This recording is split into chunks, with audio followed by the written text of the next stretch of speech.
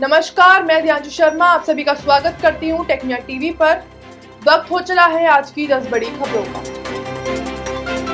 केंद्रीय गृह मंत्रालय ने देश की पहली आतंकवाद विरोधी और साइबर सिक्योरिटी पॉलिसी प्रहार लॉन्च की। प्रहार पॉलिसी आतंकवाद और हिंसक उग्रवाद को रोकने और जवाब देने के लिए रणनीतिक रूपरेखा तैयार करने का काम करेगी। गृह मंत्रालय की वेबसाइट पर जारी डॉक्यूमेंट के मुताबिक साइबर अटैक को रोकना और सोशल मीडिया पर टेरर एक्टिविटीज को रोकना इस पॉलिसी में शामिल होगा। कट्टरपंथ और हिंसक उग्रवाद का मुकाबला करने के लिए बेहतर कदम उठाना इस पॉलिसी का हिस्सा होगा। पॉलिसी में इंटेलिजेंस ब्यूरो के तहत काम करने वाली joint task force on intelligence का जिक्र किया गया है। एमपी एपेक्स बैंक की ओर से कंप्यूटर ऑपरेटर और सोसाइटी मैनेजर के पदों पर भर्ती के लिए आवेदन करने की आखिरी तारीख को बढ़ा दिया गया है।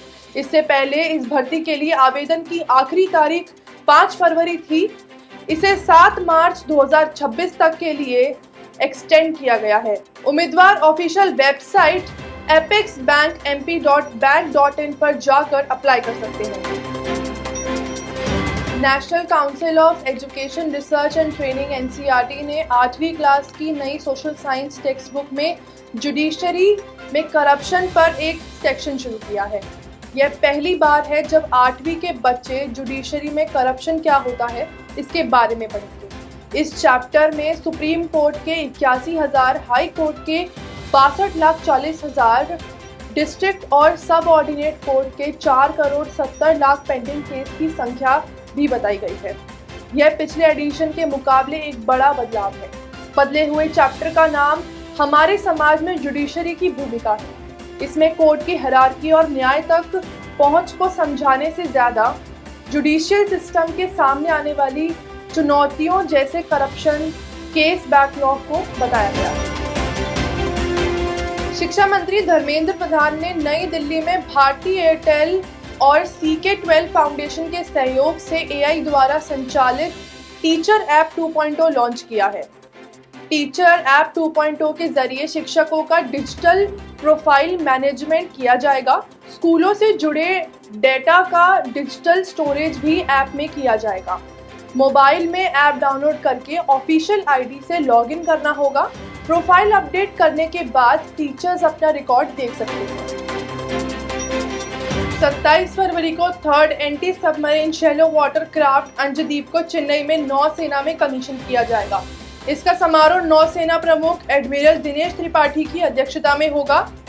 स्वदेशी अंजदीप तटीय और उथले पानी में पनडुब्बी रोधी क्षमता बढ़ाएगा। इसे गार्डन रीच शिप बिल्डर्स एंड इंजीनियर्स GRSE ने बनाया है। लंबाई लगभग 77 metre, high speed water jet, हल्के टारपीडो, ASW रॉकेट और हुल माउंटेड सोनार अभय से लेस यह जहाज डॉल्फिन हंटर के नाम से जाना जाएगा। अंजदीप को coastal surveillance, search and rescue और कम इंटेंसिटी मशीनों में इस्तेमाल किया जा सकेगा। इंडियन आर्मी और इंडियन रेलवेज ने अग्निवीरों और रिटायर होने वाले सैनिकों के लिए एक नई पहल शुरू की है। इस पहल के तहत सेना से रिटायर होने वाले जवानों को रेलवे में उपलब्ध नौकरियों की जानकारी दी जाएगी और उन्हें सिविल नौकरी में समायोजन के लिए जरूरी मदद भी मिलेगी। रेल मंत्रालय और सेना के अनुसार यह कदम अग्निवीरों के भविष्य को सुरक्षित बनाने और उनके करियर संक्रमण को आसान बनाने की दिशा में उठाया गया है। पहले बैच के रिटायरमेंट अगले कुछ महीनों में शुरू होंगे और जवान इस पहल के जरिए आसानी से रोजगार में जुड़ सकेंगे। राजस्थान शिक्षा विभाग ने सभी स्कूलों में 28 फरवरी को महाराणा प्रताप राज्यारोहण दिवस मनाने का आदेश जारी किया है। इस दिन प्रार्थना सभाओं में उनकी जीवनी, प्रेरक प्रसंग और देशभक्ति गीत शामिल होंगे।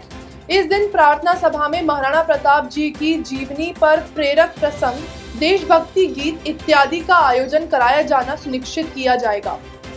बता दें कि राज्यारोहण मतलब जिस दिन मेवाड़ की गद्दी पर महाराणा प्रताप बैठाए गए थे। आयोजन कक्षा 5वीं, 8वीं, 10वीं और 12वीं के बोर्ड कार्यक्रम को प्रभावित नहीं करेगा। बैंकिंग सेक्टर में करियर बनाने की तैयारी कर रहे युवाओं के लिए शानदार मौका है। देश के सबसे बड़े सरकारी बैंक यानी स्टेट बैंक ऑफ इंडिया ने स्पेशलिस्ट कैडर ऑफिसर भर्ती 2026 के लिए नोटिफिकेशन जारी कर दिया है। इसके साथ ही आवेदन प्रक्रिया भी शुरू हो गई है।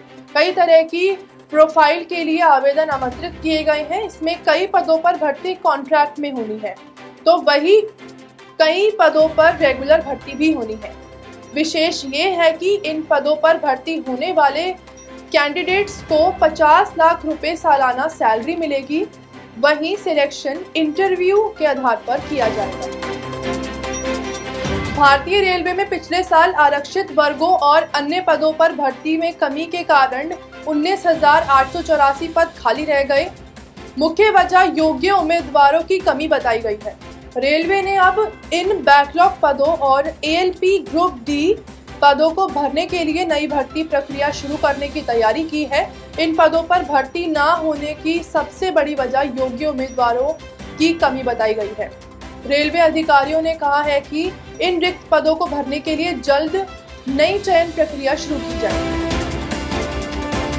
JEE मेन 2026 अप्रैल सेशन के लिए रजिस्ट्रेशन का आज आखिरी दिन है। नेशनल टेस्टिंग एजेंसी के अनुसार 25 फरवरी 2026 तक ही ऑनलाइन अप्लाई और फीस जमा की जा सकती है।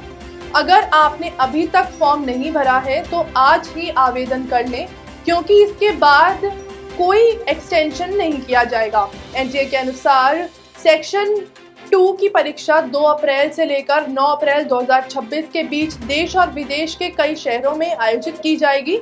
एग्जाम कंप्यूटर बेस्ड मोड होगा। इस एग्जाम से जुड़ी हर डिटेल्स आधिकारिक वेबसाइट jemain.nta.nic.in पर जाकर पा सकते हैं। आज के लिए बस इतना ही। बने रहिए टेक्निया टीवी पर और चैनल को लाइक, शेयर, सब्सक्राइब जरूर करें।